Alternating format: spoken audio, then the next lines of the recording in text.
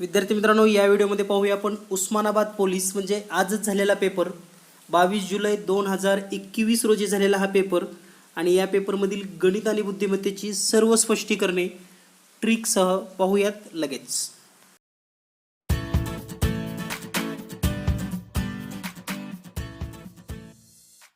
विद्यार्थी मित्रांनो, या व्हिडिओमध्ये पाहूया आपण पोलीस अधीक्षक कार्यालय उस्मानाबाद यांनी आज पोलीस भरती प्रक्रियेसाठी घेण्यात आलेला 22 सप्टेंबर 2021 रोजीचा पेपर म्हणजे आजच झालेला हा पेपर आहे आणि या पेपरमधील सर्व गणित आणि बुद्धिमत्तेची स्पष्टीकरणे आपण पाहूयात लगेच।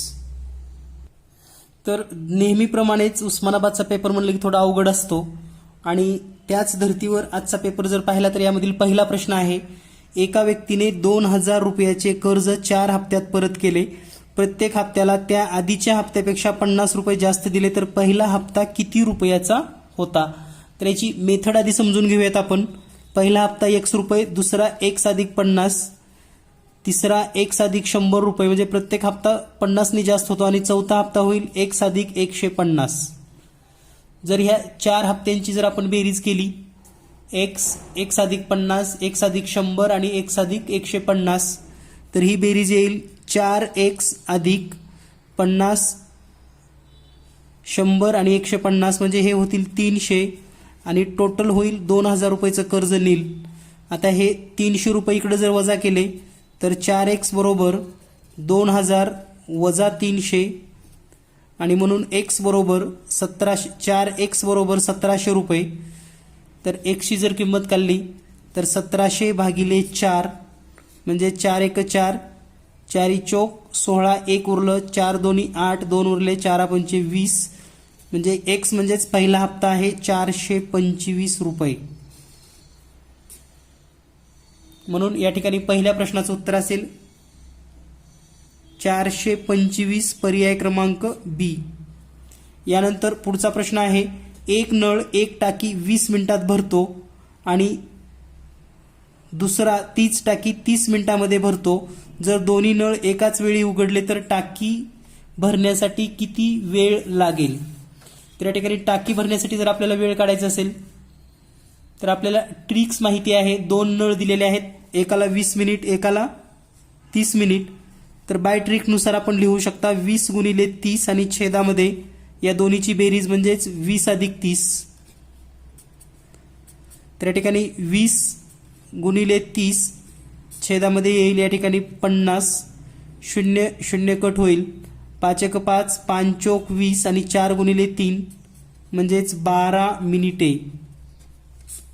तर या ठिकाणी दुसऱ्या प्रश्नाचं उत्तर आहे पर्याय क्रमांक सी 12 मिनिटे। दोन नळ जर एकत्र चालू केली तर 12 मिनिटांमध्ये टाकी भरेल। यानंतर पुढचा प्रश्न आहे, एका शंकूची उंची 24 सेमी व त्रिज्या 21 सेमी आहे तर त्या शंकूचे घनफळ किती। तर या ठिकाणी भूमितीचा महत्त्वपूर्ण प्रश्न टाकलेला आहे शंकूच्या घनफळाचा। तर आपल्याला माहिती आहे शंकूच्या घनफळाचं सूत्र आणि सूत्र माहित असेल तरच हा प्रश्न सोडवता येतो। तर सूत्र आहे 1/3 पाय r घन h, पाय r वर्ग h। तर या ठिकाणी आपण जर किमती ठेवल्या तर 1/3 गुणिले पाय म्हणजेच 22/7, r या ठिकाणी दिलेली आहे त्रिज्या 21 गुणिले 21, उंची दिलेली आहे 24। तर या ठिकाणी जर आपण भागाकार दिला 7 एक 7, 7 त्रिक 21, 3 एक 3, 3 एक 3 म्हणजेच या ठिकाणी आता गुणाकार करावा लागेल आपल्याला 22 गुणिले 21 गुणिले 24। जर आपण हा गुणाकार केला 22 गुणिले 21 तर या ठिकाणी पहा 21 दोन्ही 42 ला 2 हातचे 4, 21 दोन्ही 42 आणि 4 46 गुणिले 24 करूयात। तर या ठिकाणी जर आपण गुणिले 24 केलं तर 24 गुणिले 2 म्हणजे 24 दोन्ही 48 ला 8 हातचे 4, 24 संग 144 आणि 4 48 म्हणजे हे होईल 8 हातचे 14 आणि 24 चौक 96 आणि 14 म्हणजे 110। तर उत्तर येईल 11088 सेंटीमीटर घन आणि या ठिकाणी पर्याय आहे आपला 11088 पर्याय क्रमांक सी। हे उत्तर बरोबर आहे. म्हणजे गणिताची जर काठिण्य पातळी लक्षात घेतली तुम्ही तर नक्कीच थोडी लेवल हार्ड आहे या पदाच्या मानानं. यानंतर पाहूया आपण पुढील प्रश्न. यानंतर पुढील बुद्धिमत्तेचा प्रश्न आहे. या ठिकाणी तुलनात्मक या ठिकाणी काही वाक्य दिलेले आहेत पहा. रामचे मार्क राणीपेक्षा जास्त आहेत. राणीचे मार्क रत्नापेक्षा कमी आहेत. रत्नाचे मार्क रामपेक्षा जास्त आहेत. पद्माचे मार्क रामपेक्षा जास्त आहेत. रत्नास पद्मापेक्षा अधिक मार्क आहेत. तर सर्वात जास्त मार्क कोणाला मिळाले. तर या ठिकाणी सोपी पद्धत अशी आहे. याला आपण जर आलेखामध्ये मांडलं तर पहा नेमकं कसं मांडता येईल. आता रामचे मार्क राणीपेक्षा जास्त आहेत. म्हणजे या ठिकाणी आपण राम लिहूयात. रामची उंची एवढी आहे समजूयात मार्कांची राम. आणि हे रामचे गुण जे आहेत ते राणीपेक्षा जास्त आहेत. समजा या ठिकाणी राणी रामपेक्षा कमी म्हणजे या ठिकाणी राणी आपण समजून घेऊयात. एवढे गुण आहेत. त्यानंतर राणीचे मार्क रत्नापेक्षा कमी आहेत. म्हणजे राणी रत्नापेक्षा कमी आहे आणि रत्नाचे मार्क रामपेक्षा जास्त आहेत. म्हणजे नक्कीच रत्ना या रामपेक्षा सुद्धा जास्त. तर या ठिकाणी हे रत्ना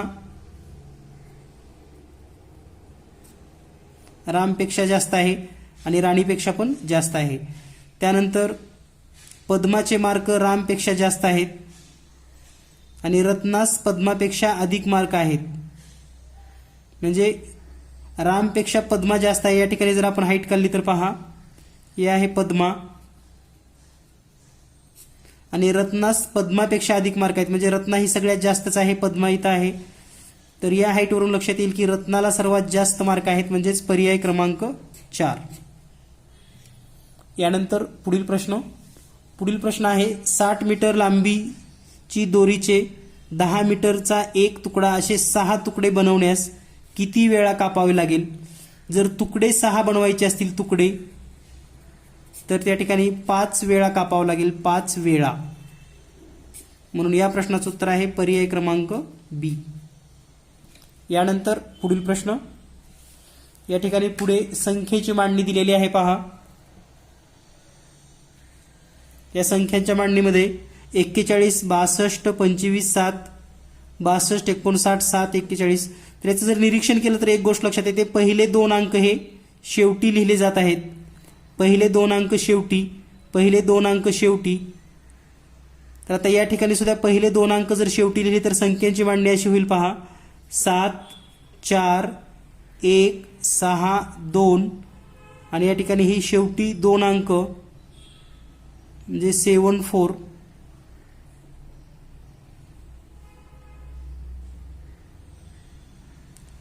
तर या ठिकाणी 7 4 1 हे तर अंक आहेत. आता त्याच्यानंतरचे 3 अंक गायब आहेत. हे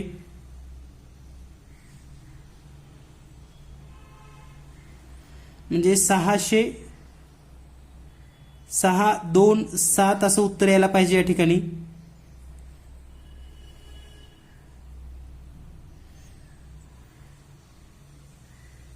सॉरी 1 6 2 या ठिकाणी 5 5 9 आहे. म्हणजे 625 पर्याय क्रमांक 2 उत्तर बरोबर आहे. म्हणजे हे 3 अंक येणार आहेत आणि हा सुरुवातीचा 59 जो आहे तो शेवटी गेलेला आहे 59 59. परंतु या ठिकाणी पण थोडं मिस्टेकली 97 झालेलं आहे. तर या ठिकाणी 59 पाहिजे आणि त्यानंतरचा मात्र पद पुन्हा 74 शेवटी जातं. यानंतर पाहूया पुढील प्रश्न. यानंतर पुढील प्रश्न आहे सीता बाजारातून काही फळे विकत आणते. आईने विचारल्यावर ती म्हणते 15 सोडून सर्व सफरचंद आहेत, 20 सोडून सर्व आंबे आहेत आणि 25 सोडून सर्व केळी आहेत. तर सीताने एकूण किती फळे आणली. तर या प्रश्नाची ट्रिक आपण आपल्या चॅनलवर खूप वेळेस विद्यार्थ्यांना सांगितलेलं आहे. 3 प्रकारची फळे आहेत तर यांची बेरीज करा. 15 अधिक 20 अधिक 25 आणि 3 प्रकारची फळं आहेत म्हणून याला 2 न भागा. तर या ठिकाणी जर बेरीज केली तर किती येते. 15 आणि 20 35, 35 आणि 25 60, म्हणजे 60/2 बरोबर 30. म्हणजे याचं उत्तर आहे पर्याय क्रमांक सी 30. यानंतर पुढचा प्रश्न आहे 2 नाणी हवेत फेकली असता कमीत कमी 2 छापा मिळण्याची संभाव्यता किती आहे. तर कमीत कमी 2 छापे असं म्हटलेलं लक्षात घ्या. तर या ठिकाणी जर आपण मांडणी केली छापे कसे मिळतात, तर पहा 2 नाणी फेकल्यानंतर H H, H T, T T आणि टी एच या पद्धतीनं ही घटना मिळते. तर आता कमीत कमी 2 छापे म्हणजेच एच 2 या ठिकाणी कमीत कमी 2, तर या ठिकाणी कमीत कमी 2 म्हणल्यानंतर एकच आहे, कमीत कमी 2 म्हणजे एकच वेळेस. तर याचं उत्तर येतं 1/4, पण या ठिकाणी मिसप्रिंट झालेला आहे 1/4, 3/4 आणि या ठिकाणी काहीतरी असू शकतं 1/2 वगैरे. तर याचं उत्तर 1/4 आहे. पर्यायामध्ये या ठिकाणी मिसप्रिंट आहे. जर योग्य पेपरमध्ये असेल तर तुम्ही खात्री करू शकतात. यानंतर पुढचा प्रश्न आहे, एका कॅरम स्पर्धेत 32 स्पर्धक होते. हारणारा स्पर्धेत बाद असा नियम होता, तर स्पर्धेतील पहिल्या 3 फेऱ्यामध्ये एकूण किती स्पर्धक बाद होतील? तर पहा, पहिल्या फेरीमध्ये 16 स्पर्धक बाद होतील, कारण 32 जण आहेत, 16 बाद होतील. दुसऱ्या फेरीमध्ये या 16तील 8 बाद होतील आणि तिसऱ्या फेरीमध्ये पुन्हा 4 बाद होतील, म्हणजे टोटल एकूण 28 स्पर्धक बाद होतील. पर्याय क्रमांक सी उत्तर बरोबर आहे. यानंतर पुढचा प्रश्न आहे, 2 अंकी संख्येच्या एकक स्थानी 3 अंक आहे आणि त्या संख्येतील अंकाची बेरीज संख्येच्या 1/7 पट आहे. तर या ठिकाणी पहा, एकक स्थानी 3 तर सर्वच पर्याय आहेत. यांची जर बेरीज केली तर पहिल्याची बेरीज 11 येते, दुसऱ्याची बेरीज 9, तिसऱ्याची बेरीज 10 आणि चौथ्याची बेरीज 12. परंतु संख्येच्या 1/7 पट म्हणजे 63 गुणिले 1/7 जर केलं तर उत्तर येतं 9 आणि बेरीज येते 9, म्हणजे पर्याय बी हे उत्तर बरोबर आहे. पर्याय क्रमांक बी. यानंतर पुढील प्रश्न आहे, 365 मीटर लांबीची एक रेल्वे 60 किलोमीटर वेगाने जात असून या रेल्वेला पाठीमागून येणारी ताशी 75 किलोमीटर प्रति तास वेगाची गाडी 270 सेकंदात ओलांडून जाते, तर दुसऱ्या गाडीची लांबी काढा. तर यासाठी सूत्र आपल्याला माहिती असणं गरजेचे आहेत आणि आपल्या चॅनलवर रेल्वेची 5 सूत्रे नावाचा एक व्हिडिओ दिलाय, पहा, रेल्वेची 5 सूत्रे. तर हे पाहून घ्या. त्याचबरोबर जर तुम्ही जीनियस मॅथ अँड ट्रिक नावाचं जर पुस्तक घेतलं असेल तर या पुस्तकामध्ये सर्व सूत्र दिलेली आहेत. जीनियस मॅथ अँड ट्रिक जर आपण हे पुस्तक वापरत असाल तर यामध्ये आपण एक रेल्वेचा स्पेशल धडा दिलाय,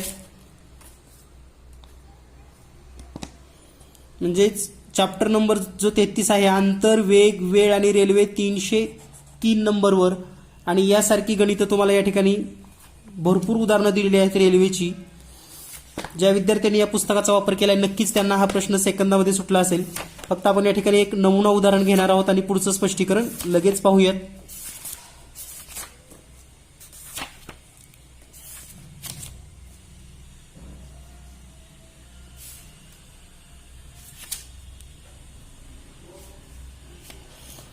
तर पहा, या ठिकाणी आपण सूत्र पण दिलेले आहेत पुस्तकामध्ये. 2 रेल्वे एकाच दिशेने जात असतील तर एक रेल्वेस दुसऱ्या रेल्वेला ओलांडून जाण्यासाठी लागणारा वेळ किती? 18/5 गुणिले 2 रेल्वेची लांबीची बेरीज आणि 2 रेल्वेतील वेगातील वजाबाकी किंवा फरक. तर यासारखं उदाहरण सुद्धा तुम्हाला दिसेल. 500 मीटर लांबीची रेल्वे 30 किलोमीटर वेगाने व दुसरी 700 मीटर लांबीची रेल्वे 60 किलोमीटर वेगाने एकमेकाच्या विरुद्ध दिशेने. तर हे विरुद्ध दिशेने उदाहरण दिलेलं आहे. या ठिकाणी पहा, एकाच दिशेने गेल्यानंतर सुद्धा उदाहरण दिलेलं आहे. आणि या ठिकाणी सरावासाठी तुम्हाला भरपूर अशी उदाहरणं आणि राज्यसेवा परीक्षेमध्ये म्हणजे महाराष्ट्र लोकसेवा आयोगाने जे काही रेल्वेचे प्रश्न विचारलेले आहेत अशी सर्व प्रश्न, सर्व परीक्षेची प्रश्न 2013 पासून एमपीएससीने घेतलेल्या या पुस्तकामध्ये स्पष्टीकरण सह दिलेले आहेत. जर तुम्हाला हे पुस्तक हवं असेल तर अगदी 250 रुपयामध्ये तुम्हाला घरपोच मिळेल. महाराष्ट्रामध्ये आपण कोणत्याही जिल्ह्यामध्ये राहत असाल, कोणत्याही खेडेगावामध्ये राहत असाल तर अगदी 384 पेजेसचं पुस्तक आहे आणि 250 रुपयाला तुम्हाला घरपोच मिळेल. जर तुम्हाला हे पुस्तक हवं असेल तर तुम्ही व्हॉट्सअप करू शकतात 8856 046 142 या नंबरवर. 8856 046 142 या नंबरवर.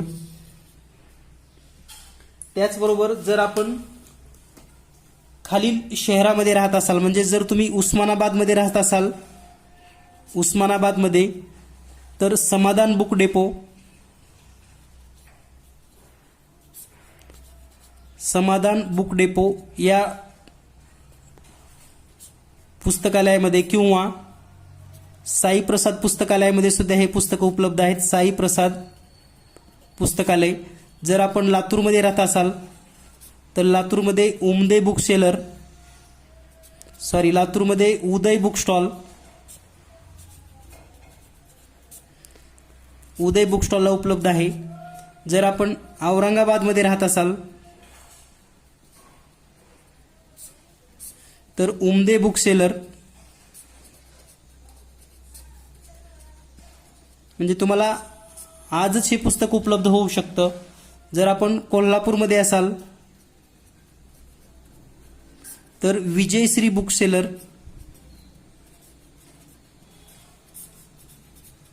विजयश्री बुक सेंटर या ठिकाणी तुम्ही आजच खरेदी करू शकतात. असं हे महत्त्वपूर्ण पुस्तक सध्या तरी या 5 जिल्ह्याला आहे आणि लवकरच सर्व जिल्ह्याला उपलब्ध होईल. तुमच्या परिसरातील दुकानावर जर हे पुस्तक उपलब्ध व्हावं असे वाटत असेल तर तुम्ही त्या ठिकाणी दुकानदाराला मागणी करायला सांगा. नक्कीच तुम्हाला अगदी 2 ते 3 दिवसामध्ये पुस्तक उपलब्ध होऊ शकतं. किंवा पोस्टाने हवं असेल तर तुम्ही व्हॉट्सअप करू शकतात. तर पाहूया, हा प्रश्न सोडवण्यासाठी डायरेक्ट तुम्ही असं लिहू शकतात. सूत्र आपण आत्ताच पाहिलेलं आहे, 18/5 आणि ह्या लागणारा वेळ 270 गुणिले पहिल्या रेल्वेची लांबी 365, दुसऱ्या रेल्वेची लांबी आपण एम मानूयात, आणि 2 वेगातील फरक 75 आणि 60 मधील फरक येतो 15. त्यानंतर आता हे कॅल्क्युलेशन सोयीचं होण्यासाठी 5 आणि 15 इकडे गुणाकारामध्ये येईल, म्हणजे 270 गुणिले 5 गुणिले 15 आणि हे 18 इथं भागाकारामध्ये येईल, बरोबर 365 अधिक एम. आता या ठिकाणी 18 जर भागलं ह्याला तर या ठिकाणी 18 1 18, 18 1 18, 9 उरले, 18 पंचे 90, म्हणजे या ठिकाणी 15 गुणिले 5 गुणिले 15 बरोबर 365 अधिक एम. हा गुणाकार करून घ्या, हा गुणाकार येईल 1125 बरोबर 365 अधिक एम. आणि या ठिकाणी जर तुम्ही एम ची किंमत काढली तर एम बरोबर 1125 वजा 365 आणि उत्तर येईल 760 मीटर. म्हणजे दुसऱ्या रेल्वेची लांबी असेल 760 मीटर, पर्याय क्रमांक 1. यानंतर पुढील प्रश्न आहे, रामचा वाढदिवस 28 एप्रिल रोजी सोमवारी 2011 ला असेल तर 11 जुलै 2011 रोजी कोणता वार असेल? तर पहा 28 एप्रिल, तर आता एप्रिलचे दिवस किती शिल्लक राहिले? 29 आणि 30 म्हणजेच 2 दिवस. मेचे दिवस जर विचार केले तर 31 दिवस असतात, 7 न भागल्यानंतर बाकी येते 3, म्हणजे मेचे 3 दिवस. जूनचा विचार केला तर जूनचे 2 दिवस आणि जुलैचे 11 दिवस. हे इतके दिवस तो वार पुढे जाईल. तर यांची जर बेरीज केली तर 11 आणि 2 13, 13 आणि 3 16, 16 आणि 2 18, 18 भागिले 7 करा, 7 1 7, 7 2 14 आणि बाकी किती येईल? मग बाकी येईल 4. तर सोमवार नंतर 4था दिवस म्हणजेच मंगळवार, बुधवार, गुरुवार आणि शुक्रवार. म्हणजे या प्रश्नाचं उत्तर असेल पर्याय क्रमांक बी, शुक्रवार. यानंतर पुढचा प्रश्न पाहूया आपण. पुढचा प्रश्न आहे, गटात न बसणारे पद ओळखा. शंकू, गोल, वर्तुळ आणि अर्धगोल. तर या ठिकाणी गटात बसत नाही तो म्हणजेच वर्तुळ. तर त्याचं कारण सांगतो. शंकू हा त्रिमितीय आकार आहे, म्हणजे 3 फेस त्याला असतात. 3D म्हणतो आपण त्याला थोडक्यात, 3D. गोल जो आहे तर गोल पण हा 3Dच असतो. अर्धगोल आहे तर तो अर्धगोल सुद्धा 3Dच असतो. आणि वर्तुळ मात्र 2D असतो, म्हणजे 2 डायमेन्शनल. तर हे सर्व 3D आहेत, म्हणजे याचे आपल्याला घनफळ काढता येतात, पृष्ठफळ काढता येतात. वर्तुळाचं आपण फक्त क्षेत्रफळ काढतो, म्हणून वेगळा आहे वर्तुळ. यानंतर पुढचा प्रश्न, सकाळी 6 वाजता 2 गाड्या परस्परांच्या दिशेने निघाल्या. त्यांच्यातील अंतर 1000 किलोमीटर असून त्या गाड्यातील वेग अनुक्रमे 55 आणि 70 किलोमीटर आहे. तर त्या गाड्या एकमेकांना किती वाजता भेटतील? तर यासारखी भरपूर अशी प्रश्न जीनियस मॅथ अँड ट्रिक पुस्तकामध्ये आपण सोडवून दिलेले आहेत. तर अतिशय सोप्या पद्धतीने म्हणजे तुम्हाला काय करायचं या ठिकाणी पहा, 6 वाजता निघाले तर अंतर माहिती आहे तुम्हाला 1000 आणि दोन्हीही गाड्या एकमेकाच्या दिशेने निघाल्यात म्हणजे विरुद्ध दिशेने, तर वेगाची बेरीज करा 70 आणि 55 म्हणजे 1000 भागिले 70 आणि 55 यांची जर बेरीज केली तर बेरीज येते 130 म्हणजे 125 बेरीज येते आणि 125 जर आपण 1000 ला भागलं तर 1000 भागिले 125 डायरेक्ट येत असेल तर भागाला किंवा 25 न पण भाग देऊ शकतात. 25 5 125 25 चोक 100 आणि हे 0 5 1 5 45 म्हणजे 8 तासानंतर त्यांची भेट होईल. आता वाजलेत 6 पुन्हा 8 तासानंतर म्हणजे हे जर बेरीज केली तर ही बेरीज येते 14 वाजून 0 मिनिट आणि 24 तासामध्ये 14 म्हणजेच 2 वाजता दुपारी 2 वाजता त्या दोन्ही गाड्यांची भेट होईल. यानंतर पुढचा प्रश्न आहे MACHINE म्हणजे मशीन हा शब्द 19 7 9 14 15 20 11 असा लिहिला तर डेंजर हा शब्द कसा लिहाल. तर या ठिकाणी जर आपण काही फक्त अक्षरांचा जर विचार केला तर ए साठी या ठिकाणी 7 वापरले, ए साठी 7 म्हणजे सर्व पर्यायामध्ये 7 तिने दिलेला आहे.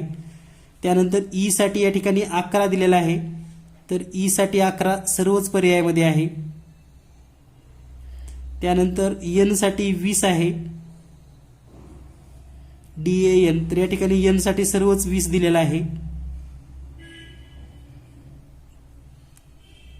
त्यानंतर पहा ए झालं, एन झालं,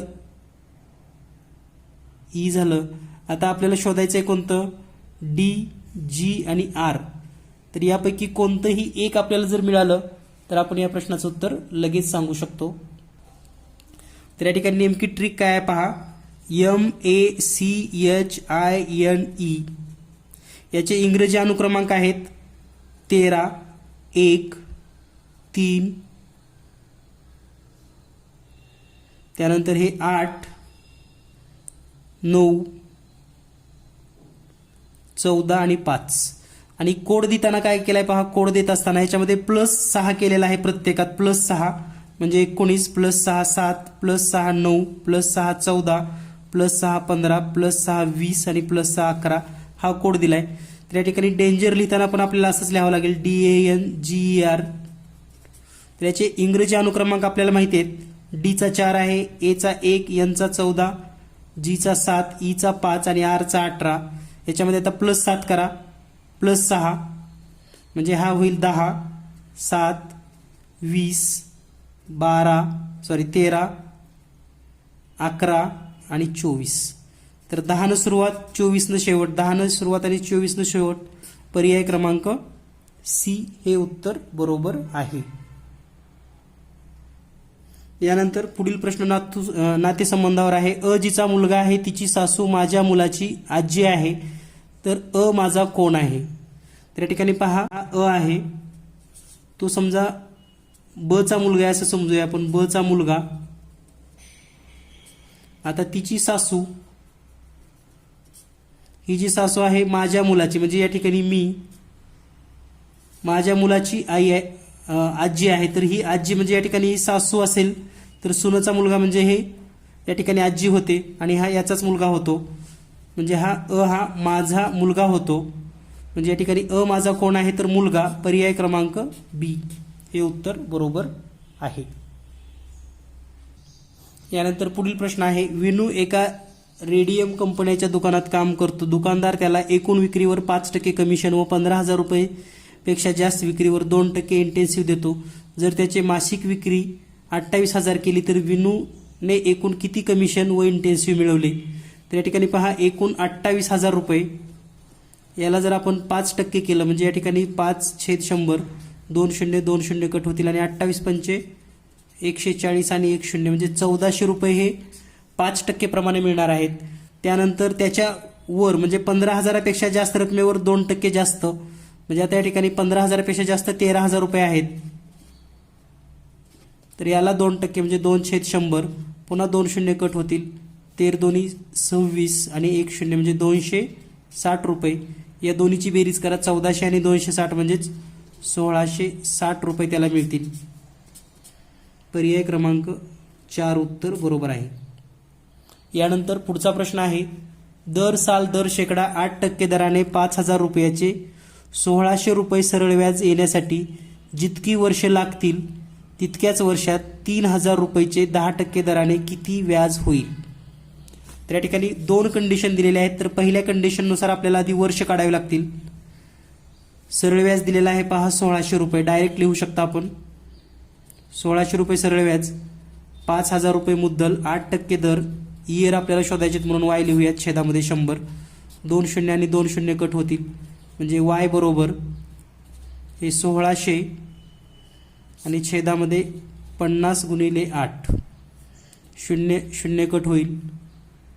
त्यानंतर 8 1 8, 8 2 16 आणि हे 0, 5 1 5, 5 चौक 20 म्हणजे इयर असणार आहे 4 वर्ष. आता तेवढ्याच वर्षामध्ये 3000 रुपयेवर 10%ने म्हणजे 3000 रुपये गुणिले 10 गुणिले 4 वर्षे छेदामध्ये 100, 0 0 कट होईल, 0 0 कट होईल आणि 4 गुणिले 3 म्हणजे 12 आणि हे 2 शून्य, 1200 रुपये मिळतील. म्हणजे त्या ठिकाणी पर्याय क्रमांक सी उत्तर बरोबर आहे. यानंतर पुढील प्रश्न आहे, एका विद्यार्थ्याने 12 प्रश्नाची उत्तरे लिहिली व त्यामध्ये त्याला पैकीच्या पैकी गुण मिळाले तर सर्व प्रश्नास समान गुण असणाऱ्या परीक्षेत 60% गुण मिळाले. म्हणजे 12 प्रश्न सोडवले आणि पैकीच्या पैकी म्हणजे 12च्या 12 बरोबर आले तरी त्याला 60%च गुण मिळाले. याचाच अर्थ 12 प्रश्न म्हणजे 60% असतील तर 100% म्हणजे किती असा याचा अर्थ होतो. तर 100% म्हणजे 20 प्रश्न असतील. पर्याय क्रमांक 4. यानंतर पुढचा प्रश्न आहे, 1600 रुपये मुद्दलाची 3 वर्षात 1840 रुपये होतात. जर व्याजाचा दर 5% वाढवला तर रास किती रुपये होईल. तर सुरुवातीला आपल्याला व्याजाचा दर काढावा लागेल. तसं आपण आत्ताच एक इयर काढलं होतं त्या पद्धतीने. म्हणजे या ठिकाणी वर्षात 1840 रुपये होतात 1600 रुपयेचे, म्हणजे जास्त किती होतात 240 रुपये व्याज होतं. 240 बरोबर 1600 गुणिले 3 गुणिले रेट काढायचे सुरुवातीला छेदामध्ये 100, हे 2 शून्य आणि 2 शून्य कट होतील म्हणजे आर बरोबर 240 छेदामध्ये 16 गुणिले 3. 3 सुरुवातीला भागूयात, 3 1 3, 3 8 24 आणि हे 0, 10 16 1 16, 16 85 म्हणजे आर बरोबर 5%. तर सुरुवातीचा दर किती होता 5%. आता आपल्याला व्याजाचा दर 5%ने वाढवायचा आहे. पहा 5%ने व्याज किती झाले 240, तर आणखी 240 व्याज वाढेल. किंवा डायरेक्ट जर तुम्ही सोडवलात तर 1600 गुणिले 3 वर्षे गुणिले 10% करा. आता या ठिकाणी 5% रेट आलाय, 5% वाढवला छेदामध्ये 100, 0 आणि हे 0 कटलं तर 16 त्रिक 48 आणि हे 1 0 म्हणजे 480 रुपये व्याज होईल. आणि प्लस 1600 रुपये करा, बेरीज येईल 2080 रुपये. पर्याय क्रमांक बी. यानंतर पुढील प्रश्न, एक व्यक्ती तळमजल्यावरून जिन्यावर जात असताना त्याने प्रत्येक पायरीवर पायरीच्या क्रमांकाच्या दुप्पट फुले ठेवली व नंतर वरच्या मजल्यावर 7 फुले कपाटात ठेवून दिली तरी सुद्धा त्याच्याकडे 7 फुले शिल्लक राहिली. जर जिन्याला 50 पायऱ्या असतील तर त्या व्यक्तीजवळ सुरुवातीला किती फुले होती. तर पहा, दिलेल्या माहितीनुसार वर चढत असताना प्रत्येक पायरीवर त्यांनी दुप्पट फुलं ठेवलेली आहेत, म्हणजेच 50 पायऱ्या आहेत. तर 50 गुणिले 51 भागिले 2 जर केलं तर 1275 आपल्याला या ठिकाणी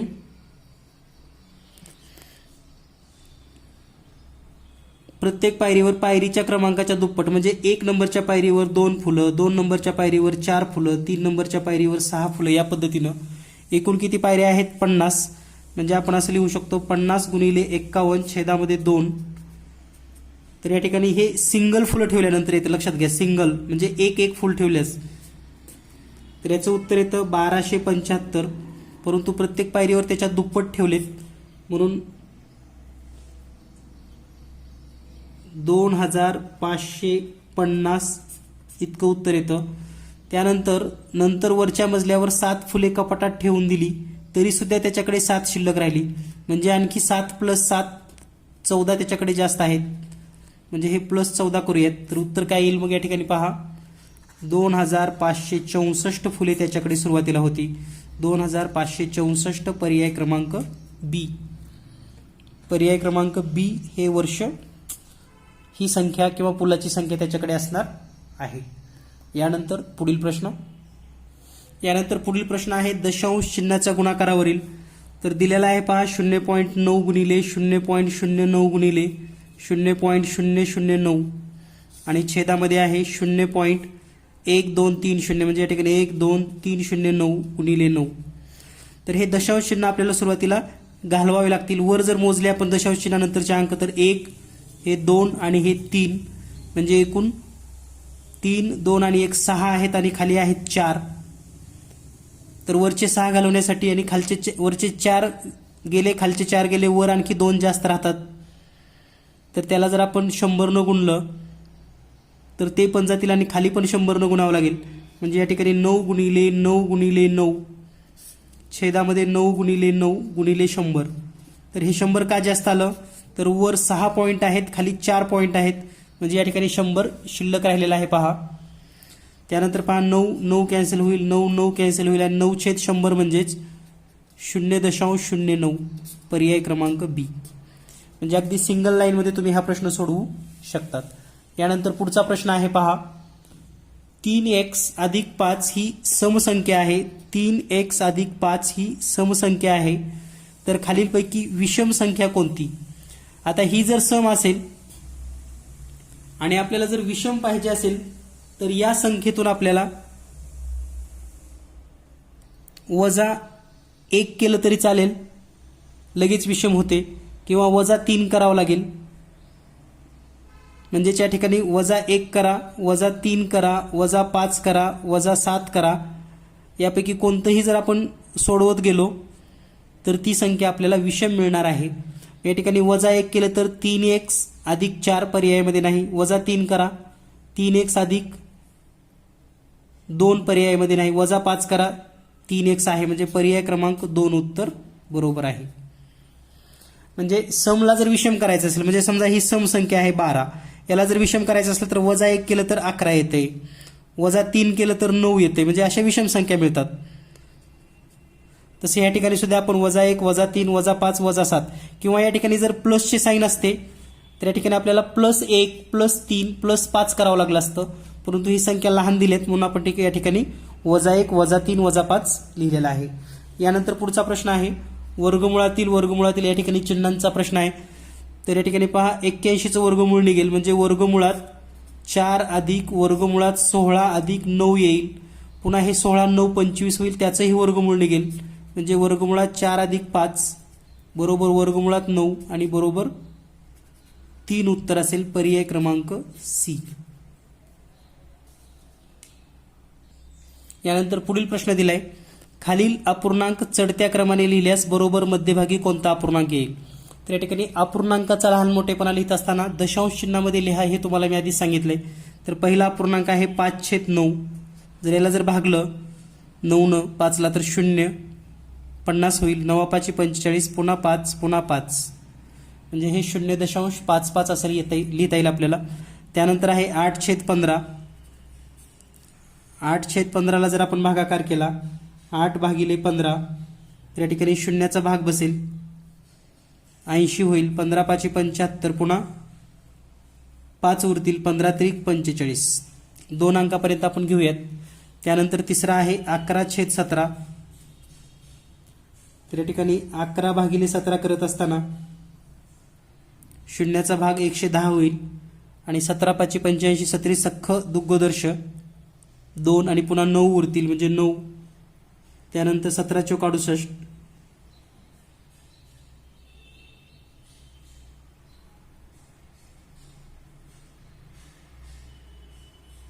17×5 = 85. यानंतर पुढचा आहे 7/11. तर या ठिकाणी 7/11ला जर आपण दशांश चिन्हामध्ये केलं तर 11 शून्य 70 होईल, 11 सक्क 66, 4 उरतील, 11 त्रिक 33 म्हणजे 063 आणि शेवटचा आहे 6/13 बरोबर. तर या ठिकाणी 13 भागत असताना 6 शून्याचा भाग 60 होईल, 13 चौक 52, त्यानंतर 8 उरतील, 80 होईल आणि 13 संग 78.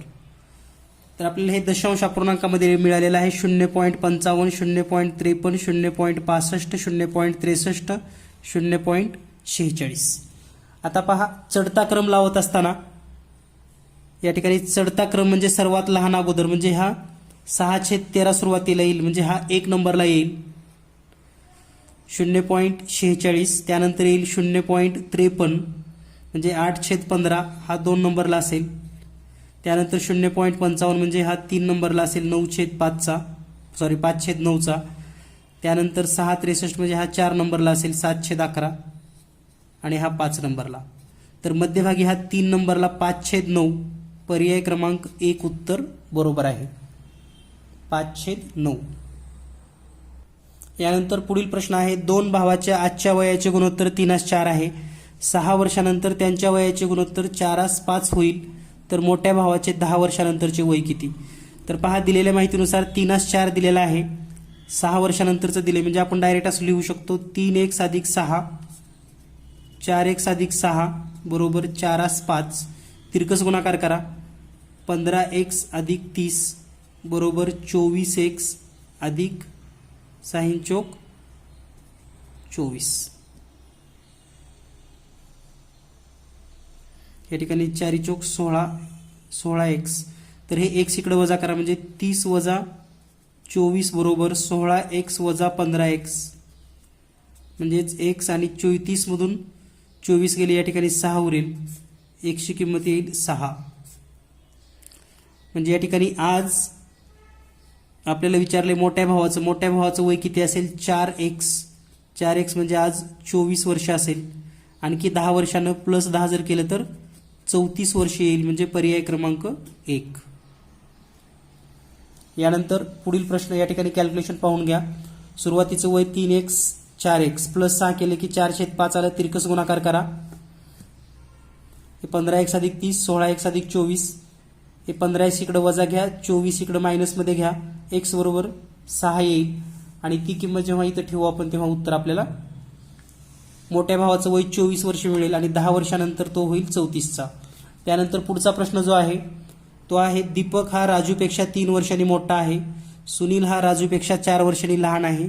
दीपकचे वय सुनीलच्या 3/2 पट आहे, तर राजू आणि दीपक यांच्या वयाचे गुणोत्तर किती असेल? पहा, दिलेल्या माहितीनुसार राजूचं दीपक सोबत रिलेशन आहे आणि राजूचं सुनील सोबत पण रिलेशन आहे, म्हणून आपण राजूचं वय x मानूयात.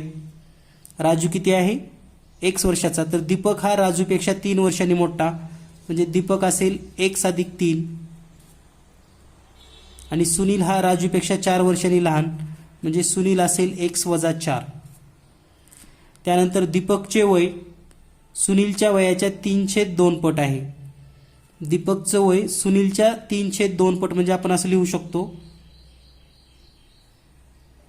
दीपक बरोबर 3/2 पट सुनील.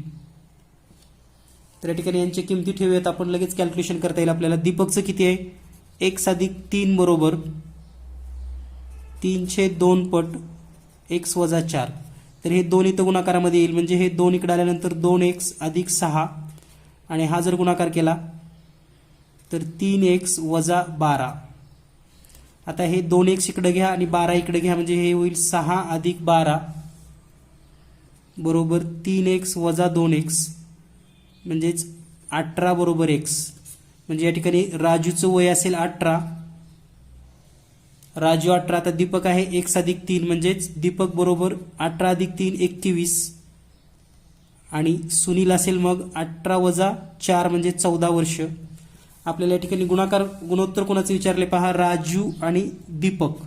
तर राजू आहे 18, दीपक आहे 21, म्हणजे 18/21 जर केलं तर 3 संग 18, 3 × 21 म्हणजे 6/7.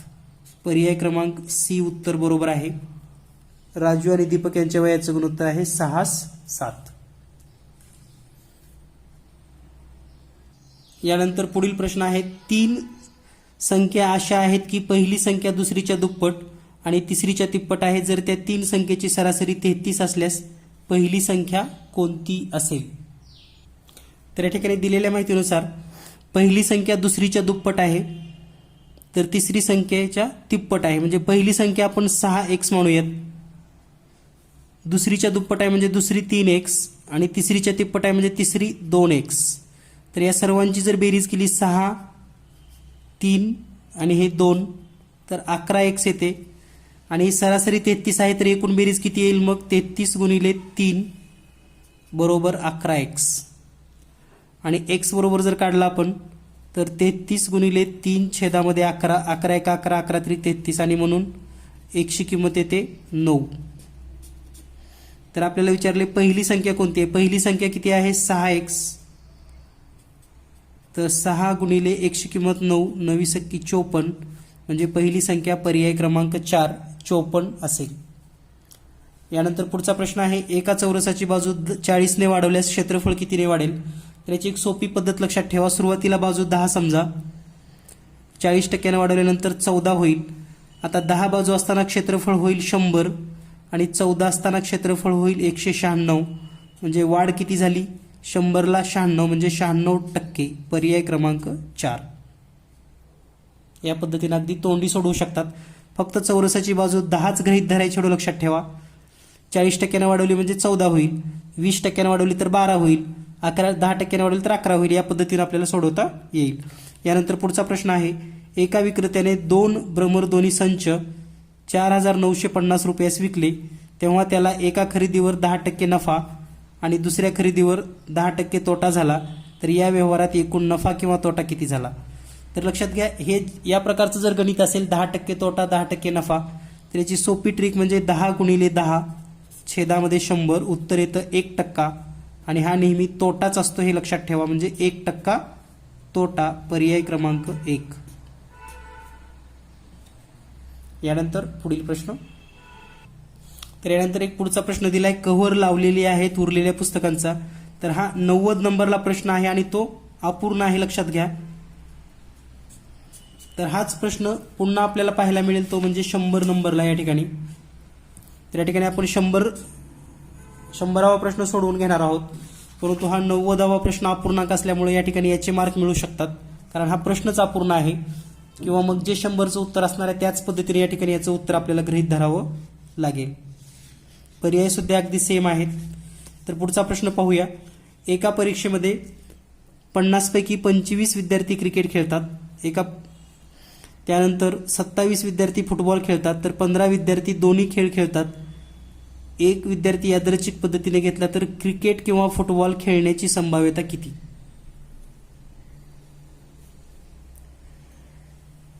तर या ठिकाणी दिलेल्या माहितीनुसार 50 पैकी 25 विद्यार्थी क्रिकेट खेळतात, म्हणजे टोटल विद्यार्थी किती आहेत? एकूण विद्यार्थी संख्या 50च आहे.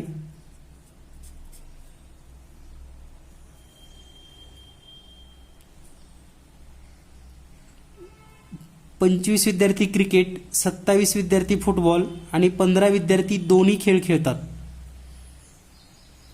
तर या ठिकाणी क्रिकेट किंवा फुटबॉल खेळण्याची संभाव्यता किती? तर या ठिकाणी आपल्याला काय करायचं आहे, तर ह्या 25 आणि 27 ची बेरीज करायची आहे. 25 अधिक 27 टोटल येते 52. यामधून 15 वजा करा, उत्तर येईल 37. तर 37/50, कारण एकूण विद्यार्थी तर 50 आहेत, म्हणजे उत्तर असेल पर्याय क्रमांक 1 37/50. यानंतर पुढचा प्रश्न आहे. या ठिकाणी एक अक्षर मालिका दिलेली आहे, ACEGHILNOQSU. तर पुढे प्रश्नचिन्हाच्या ठिकाणी आपल्याला शोधायचे आहे आणि शेवटची अक्षर मालिका आहे CEGI. तर याचे एक वैशिष्ट्य असं आहे, पहा, हे ACEG ही एकाडेक अक्षर आहेत आणि जी संपलं की लगेच एच येतो आणि एच पासून पुन्हा एकाडेक अक्षरे तुम्हाला दिसतील. पुन्हा एन संपलं की लगेच ओ, पुन्हा एकाडेक अक्षर. आता यू संपलं की लगेच असेल व्ही, व्ही नंतरचं अक्षर आपल्याला डब्ल्यू कॅन्सल होईल म्हणजे एक्स येईल एक्स नंतर वाय कॅन्सल आणि झेड येईल आणि झेड नंतर ए कॅन्सल आणि बी येईल, म्हणजे व्ही एक्स झेड बी, व्ही एक्स झेड बी पर्याय क्रमांक डी उत्तर बरोबर आहे. यानंतर पुढचा प्रश्न आहे, एका वर्गातील 30 किलोग्रॅम वजनाचा एक विद्यार्थी जाऊन त्याच्या जागी एक नवीन विद्यार्थी आला तेव्हा 40 विद्यार्थ्याचे सरासरी वजन 0.5 किलोग्रॅमने वाढले, तर नवीन आलेल्या विद्यार्थ्याचे वजन किती? तर पहा, दिलेल्या माहितीनुसार 30 किलोचा कमी झाला आणि 40 या ठिकाणी 30 किलोचा कमी झाला आणि 40 विद्यार्थ्यांचं 0.5 न वजन वाढलेलं आहे. तर 0.5 न 40 विद्यार्थी म्हणजे या ठिकाणी पहा, टोटल 40 विद्यार्थी गुणिले 0.5 केलं तर 20 kg वाढ आहे, लक्षात घ्या. म्हणजे 30 किलोचा गेला, पुन्हा 20 किलो वजन वाढलं पाहिजे तरच 0.5 न सगळ्यांची सरासरी वाढेल. म्हणजे गेलेला 30 + 20 टोटल नवीन आलेला विद्यार्थी 50 kgचा असेल. पर्याय क्रमांक 2 बी हे उत्तर बरोबर आहे. यानंतर पुढचा प्रश्न आहे, शीताची घड्याळ दर तासाला 5 सेकंद पुढे जाते. जर सोमवारी सकाळी 9 वाजता घड्याळ बरोबर लावली तर बुधवारी सकाळी 9 वाजेपर्यंत तिच्या घड्याळात किती वाजले असतील?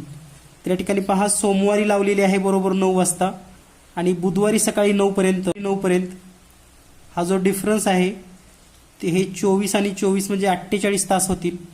48 तास गुणिले प्रत्येक तासाला 5 सेकंद म्हणजे या ठिकाणी 45 ला 0 हातच्याली 4, 5 चोक 20 आणि 4 24 म्हणजे 240 सेकंद आणि 240 सेकंद म्हणजे 4 मिनिटे.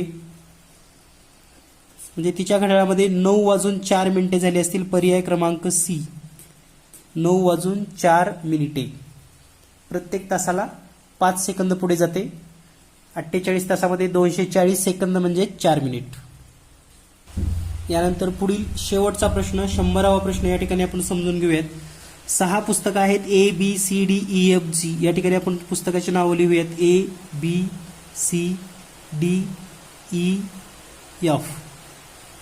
यामध्ये BCEF नवीन पुस्तकांना हिरवा कलर आहे, म्हणजे या ठिकाणी A हिरव्या रंगाचा आहे, बी हिरव्या रंगाचा आहे.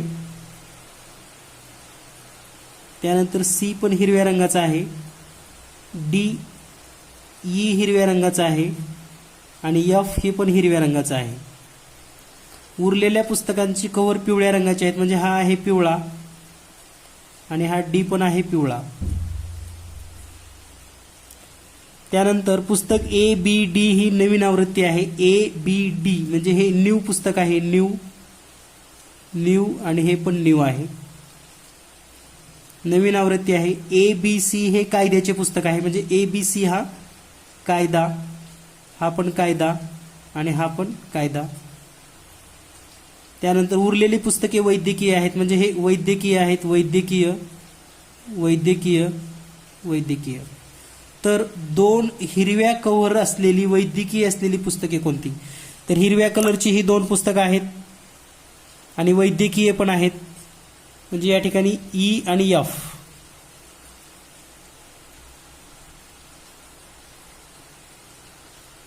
तर या ठिकाणी ई आणि एफ हे 2 पुस्तकं हिरव्या कलरची वैद्यकीय आहेत, EF. पर्याय क्रमांक बी.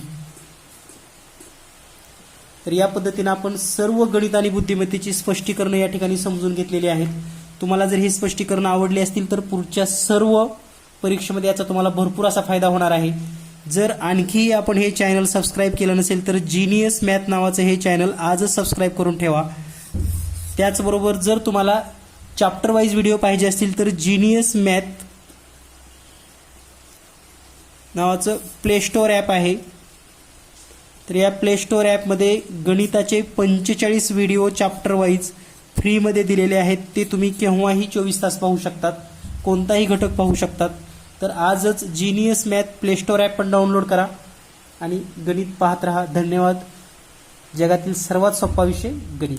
Thank you very much.